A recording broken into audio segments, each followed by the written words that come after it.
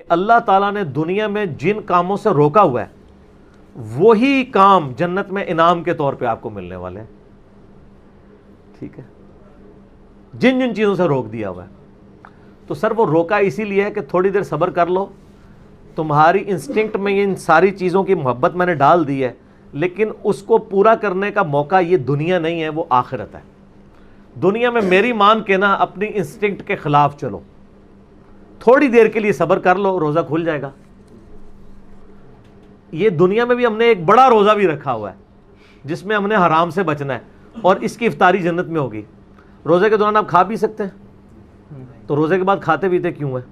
اس لیے کھاتے پیتے ہیں کہ بس اب وہ اللہ نے جو آزمائش تھی وہ ختم کر دی. اس طریقے سے دنیا میں اللہ نے جن چیزوں سے روکا ہوا ہے یہ ساری چیزیں حلال ہو جائیں گی, لیکن یہ لال اس کے لیے ہوں گی جس نے روزہ رکھا ہوگا, اسی کی افطار ہوگا. کھوجے کا تو نہیں ہوگا, اس کی تو پھینٹی لگ جائے گی. اسی لیے میں کہتا ہوں دنیا آپ اللہ کی مرضی کی گزاریں, آخرت آپ کی مرضی کی ہوگی.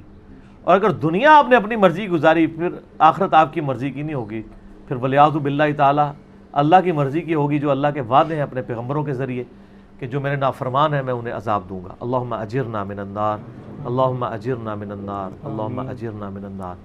سورہ آل عمران میں بھی ہے نا, زُيِّنَ لِلنَّاسِ حُبُّ الشَّهَوَاتِ مِنَ النِّسَاءِ, اور اس کے بعد کافی چیزیں اللہ نے گنوائی ہیں کہ اللہ تعالیٰ نے مزین کر دیا ہے انسان کے لیے, یعنی دنیا کی جو اٹریکٹفل چیزیں ہیں ان میں سے عورتیں ہیں, مال ہیں, بیٹے ہیں, سونا چاندی کے یعنی ڈھیر ہیں, اور نشان زدہ گھوڑے ہیں, برانڈڈ کاریں ہیں آج کل کے دور میں. تو یہ ساری کی ساری چیزیں اللہ تعالیٰ نے ان کی محبت ڈال دی ہے, لیکن یہ محبت اللہ کو کراس نہ کر جائے, لمیٹڈ رہے. ان لمیٹڈ ہوگی جنت میں, جنت میں زندگی بھی ان لمیٹڈ ہے, نعمتیں بھی ان لمیٹڈ ہے. یہاں تو پابندی ہے آپ کے اوپر چیزوں کی, تو یہ اللہ نے اس لیے رکھی ہیں کہ آپ کو جنت کی قدر ہی تب آنی تھی کہ جب آپ کے دل میں ان چیزوں کی طرف رغبت پائی جاتی ہو. اگر آپ کو پیاس ہی نہ لگے تو ٹھنڈے پانی کی رغبت کیا ہوگی؟ پیاس کے بعد ہی قدر آئے گی نا. تو دنیا میں اللہ تعالیٰ نے یہ ساری چیزیں جو اٹریکٹفل تھیں وہ رکھیں, اس کے بعد اللہ نے آزمایا اس حد کو کراس نہیں کرنا, یہ حد کو کراس کرنے کا موقع تمہیں دوں گا اور ہمیشہ کے لیے دوں گا, بس تھوڑا سا روزہ رکھ لو, آخرت میں افطار کروا دوں گا. اور جب وہ افطار ہوگا تو پھر آپ جو مرضی کریں. قرآن پاک میں کئی جگہ ہے نا کہ جنت میں ہر وہ چیز ہے جو تم چاہو گے. صحیح بخاری مسلم میں حدیث ہے, جنت میں اللہ تعالیٰ فرماتا ہے میں نے اپنے بندوں کے لیے وہ نعمتیں تیار کر رکھی ہیں جو نہ کسی آنکھ نے دیکھی, نہ کسی کان نے سنی, نہ کسی کے دل پہ کھٹکا گزرا. پھر نبی علیہ السلام نے سورہ السجدہ کی آیت تلاوت کی کہ میں نے اپنے بندوں کے لیے ان کی آنکھوں کی ٹھنڈک نعمتیں جنت میں چھپا کے رکھی ہیں. میں اکثر کہتا ہوں کہ انسان کے پاس سب سے بڑی جو خواہش ہے نا انسان کی, نمبر 1 یہ ہے کہ مجھے موت نہ آئے, نمبر 2 مجھے کوئی تکلیف نہ آئے,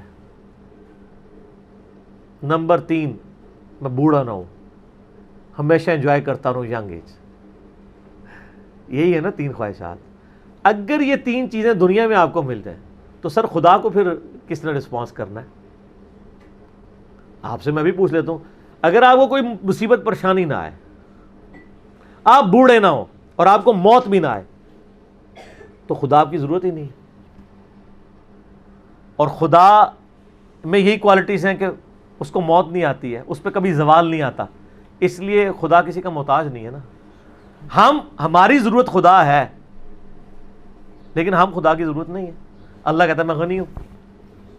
اور جنت میں آپ کو یہ تینوں خواہشات اللہ نے جنت پہ جاتے ہی جو آپ کو پہلے سمجھ لینا 3 جو تمغے ملنے ہیں نا وہ یہی ہیں. صحیح مسلم میں حدیث ہے, اعلان ہوگا جنتی ہو تو میں مبارک ہو. جنت میں انٹر ہوتے ہی آج کے بعد کبھی مرو گے نہیں, ہمیشہ زندہ رہو گے. اور بخاری مسلم میں حدیث ہے کہ موت کو مینڈے کی شکل میں میدان محشر میں لا کے قتل کر دیا جائے گا.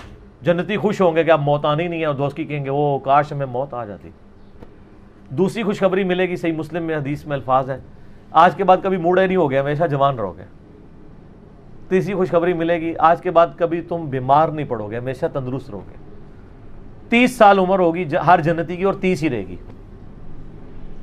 اور چوتھی خوشخبری اتنی بڑی ہے کہ آج کے بعد اللہ تم سے ناراض نہیں ہوگا, ہمیشہ ہی راضی رہے گا. یعنی جنت میں جو مرضی کرو, ناراضگی اللہ کی ہو ہی نہیں سکتی, کیونکہ جنت میں یہاں شراب حرام ہے، وہاں شراب جائز ہے.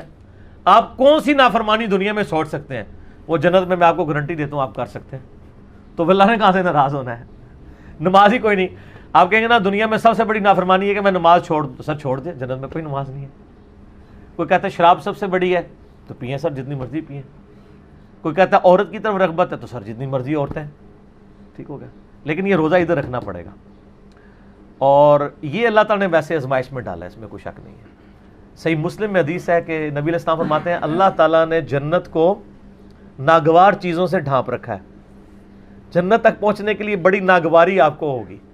اور دوزخ کو خوشنما چیزوں سے ڈھانپ رکھا ہے. یعنی دوزخ کے اوپر تو کڑگا لگا ہوا ہے، ہر بندے ادھر بڑھے گا. اور جنت والا بندہ سوچے گا 10 بار یار بڑا اوکھا راستہ ہے، ایک کون کر سکتا ہے جی. یہ حدیث مسلم شریف میں. اس کی ایکسپلینیشن ایک حدیث ہے ابو داؤد میں، سنن نسائی کے اندر، سنن ابن ماجہ میں، بڑی ڈیٹیل حدیث ہے. یہ ساری حدیثیں آپ کو مشکات کی تیسری جلد میں جنت والے چیپٹر مل جائیں گی. وہ بڑی مزے کی حدیث ہے کہ اللہ تعالیٰ نے جب جنت کو پیدا فرمایا نا تو حضرت جبرائیل کو کہا ذرا جنت دیکھ کے آؤ.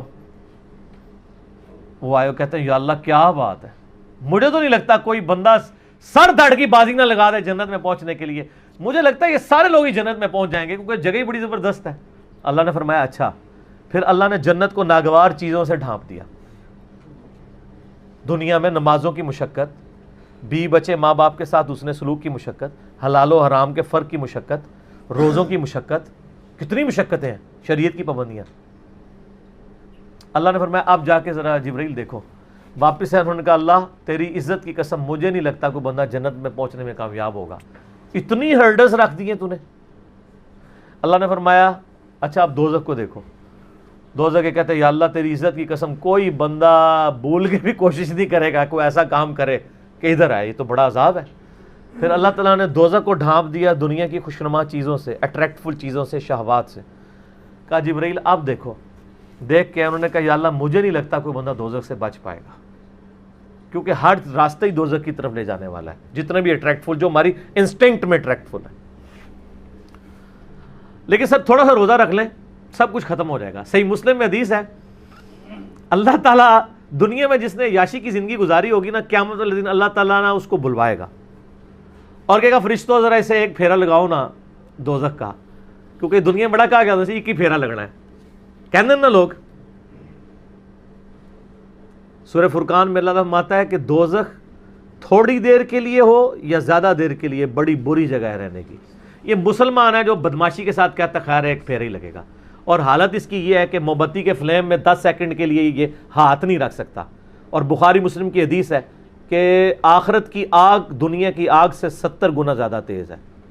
اور جس کی یہ اوقات ہے کہ وہ دنیا کی آگ کے اوپر صرف ہاتھ نہیں فلیم کے اوپر رکھ سکتا، وہ آگ کے اندر جلنے کے لیے تیار ہو جائے. تو یہ کہانیاں صرف اپنے آپ کو کرائی ہوئی ہیں انہوں نے.